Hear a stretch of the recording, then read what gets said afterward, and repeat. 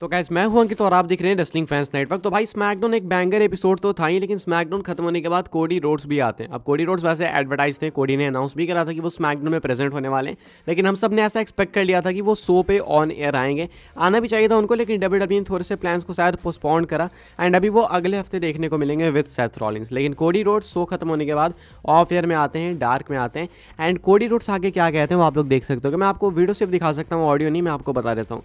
Cody Rhodes पहले वही usually जैसे वो करते हैं हमेशा की तरह यूजुअल फैंस को थैंक्स कहते हैं कि आप लोग यहाँ पे आए थे ये वो करके। उसके बाद कहते हैं कि तुम्हें भाई उसने ऐसा ऐसा बोला, ऐसा मुझे तो नहीं लगता, मतलब जो रॉक ने मज़ा लिया फिनिक्स का उसके बारे में कहते हैं कि मुझे तो ऐसा नहीं लगता। देन पता नहीं किसी से पूछते हैं उधर कमेंट्री टेबल के पीछे का जो रो रहता है वहाँ पे से किसी से पूछते हैं कि भाई उसने और क्या क्या बोला। तो वही कह रहे थे कोडी कि भाई बच्चों के सामने ये सब बातें नहीं बोलनी चाहिए, ये सब करके। तो कोडी थोड़ा वही बन रहे थे कैप्टन अमेरिका और कुछ नहीं भाई। तो अभी के हिसाब से स्मैकडाउन के टाइम पे कोडी थे नहीं, स्मैकडाउन खत्म होने के बाद कोडी आते हैं एंड पूछ रहे थे कि रॉक आया था क्या। भाई आया तो था, तो आपको भी आना था, लेकिन कोडी खुद नहीं थे। तो ये क्वेश्चन थोड़ा सा स्टूपिड सा लगा मुझे कि रॉक आया था क्या। भाई ये इतना सैवेज नहीं लगा जितना कोडी शायद सोच रहे थे कि सैवेज होगा। तो कहीं ना कहीं सेथ रॉलिंस को कोडी को बचाना पड़ेगा। अगर कोडी ऐसी लाइन्स मारेंगे स्मैकडाउन में अगले हफ्ते तो रोमन रॉक पंचर कर देंगे, बिकॉज अब तो रोमन भी बोलने वाले हैं भाई, बिकॉज अब तो रोमन ने एक्नॉलेज भी करा लिया रॉक को। तो अब वो जो खुन्नस दिख रही थी रोमन के अंदर वो भी नहीं है, अब रोमन भी मस्त रोस्ट करेंगे। तो रॉलिंस अगर माइक पे सेव कर लेते हैं तो कर लेते हैं, वरना कोडी के लिए माइक पे प्रॉब्लम्स है, बिकॉज वो हम सब जानते हैं कि रोमन छिल देंगे कोडी को माइक पे, रॉक छिल देंगे। सेथ रॉलिंस है जो कि थोड़ा बहुत डिफेंड कर सकते हैं। अब लेट्स सी वो कितना डिफेंड कर पाते हैं कोडी को, बिकॉज कोडी अगर ऐसे प्रोमोस देने वाले हैं तब तो नहीं चलेगा भाई रॉक के सामने। आज का प्रोमो आपने देखा होगा तो आपको समझ भी आ गया होगा कि रॉक किस लेवल पर जाने वाले हैं एंड जब ये सामने आ जाएंगे तब तो भाई पता नहीं किस लेवल पे जाएंगे। आगे बढ़ते हैं गाइस, बात करते हैं अगली स्टोरी के बारे में जो कि अनडिस्प्यूटेड टैग टीम टाइटल्स को लेके। तो भाई अनडिस्प्यूटेड टाइटल क्या फाइनली स्प्लिट होने वाली है, इसको लेके आज हमें क्लैरिफिकेशन मिल गई। अब देखो कंफर्म नहीं है कि स्प्लिट ही होगी, बताया जा रहा है कि कुछ ना कुछ चेंजेस होने वाले हैं। अब या तो ये टाइटल्स स्प्लिट होगी या तो भाई इनको डब्ल्यूडब्ल्यूई जो प्रॉपर तरीके से यूनिफाई करके एक टाइटल बना देगी। ओके, तो निक एल्डिस कहते हैं अभी स्मैकडाउन के अंदर कि वो और एडम पियर्स एक बहुत ही जल्दी अनाउंसमेंट करने वाले हैं undisputed WWE tag team championships को लेके। ये बैकस्टेज सेगमेंट हुआ था निक एल्डिस का स्मैकडाउन के अंदर टाइलर बेट एंड पीट डन के साथ में, जहां पे वो बात कंफर्म करते हुए बताते हैं। तो भाई अभी एडम पियर्स के साथ इनकी क्या डिस्कशन हुई है वो तो हमें मालूम नहीं है, ये हमें पता चलेगा बहुत ही जल्दी। एंड एक अपडेट थी स्टार्टिंग में बूजर की तरफ से कि रेसलमेनिया के टाइम पे on the road to WrestleMania में हमें चीज़ देखने को मिलेगी कि जो टाइटल है वो पॉसिबली स्प्लिट हो सकती है, यानी तो डब्ल्यूडब्ल्यूई जो भी उनके प्लान से वो परफॉर्म कर सकती है, इंप्लीमेंट कर सकती है।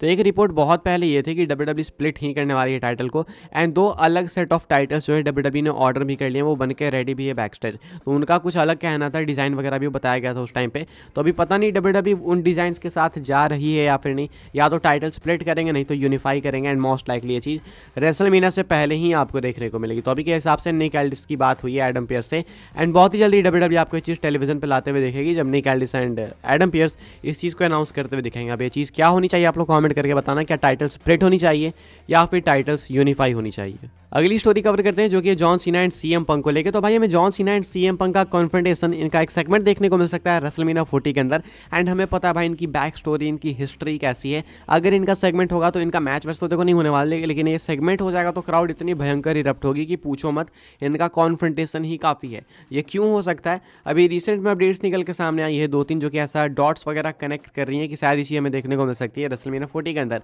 सीएम पंक एडवर्टाइज्ड है मंडे नाइट रॉ के एपिसोड के लिए। किस रॉ के लिए, ये वो रॉ होने वाला है जो कि रेसलमेनिया से पहले का आखिरी एपिसोड होगा, यानी गो होम शो। वहाँ पे सीएम पंक होने वाले हैं, वहाँ पे वो 2-3 चीज़ कर सकते हैं। मैंने आपको पहले भी बताया कि या तो वो मैकिंटायर और रॉलिंस के मैच को हाइप कर सकते हैं, या तो ये हो सकता है कि वो उस मैच में गेस्ट रेफरी बनेंगे, नहीं तो वो अनाउंस करेंगे कि वो रेसलमेनिया को होस्ट करेंगे।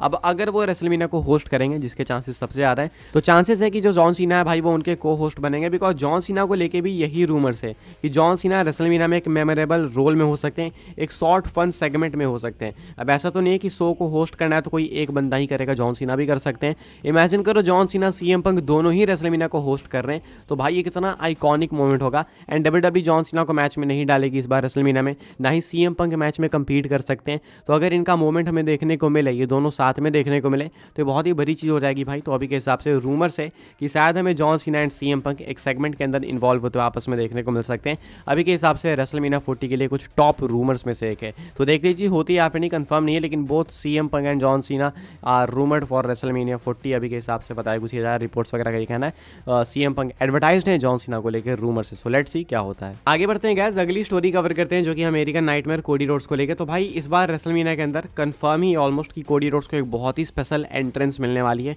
रोमन रोमन रेंस को मिली थी रेसलमेनिया 39 में। इस बार कोडी के चांसेस ज़्यादा हैं, कोडी को मिल सकती है स्पेशल एंट्रेंस बिकॉज ये चीज़ टीज़ करी गई है। अगर आपको नहीं पता तो कोडी का थीम सॉन्ग है किंगडम, जिसको डाउन स्टेट बैंड ने प्ले करा है। अब डाउन स्टेट ने एक टीज़ पोस्ट करा अपने ट्विटर अकाउंट पे, जहाँ पे वो कुछ स्कल वगैरह पोस्ट करते हैं एंड कैप्शन लिखते हैं। ये बेसिकली वीडियो थी, ओके ठीक है, इसमें ज़्यादा कुछ नहीं था, सिंपली एक स्कल पोस्ट करते हैं एंड उसके बाद एंड में वीडियो में हमें डेट देखने को मिलता है 5 अप्रैल 2024 का। यानी रेसलमेनिया, ये नाइट 1 की बात हो रही, नाइट 1 से पहले के एक दिन की। यानी हमारे हिसाब से तो रेसलमेनिया हमें देखने को मिलेगा 7-8 को, तो हमारे हिसाब से ये जो 5 की डेट बताई जा रही है वो 6 की हो जाएगी। यानी नाइट 1 से एक दिन पहले की डेट बताई जा रही है। एंड कैप्शन यहाँ पे इन्होंने लिखा था अपने ट्वीट का, एड्रेनालिन। अब हमें पता है कि कोडी रोड्स के थीम सॉन्ग में एड्रेनालिन इन माय सोल करके है, बाकी किंगडम उनका थीम सॉन्ग है जो कि डाउन स्टेट नहीं प्ले करा है, तो वही टीज़ कर रहे हैं। तो हो सकता है या तो ये भाई जो इनका बैंड है वो उनके एंट्रेंस को लाइव प्ले करने आएगा, नहीं तो काफ़ी ग्रैंड एंट्रेंस है कुछ जो कि अनाउंसमेंट वगैरह होगी।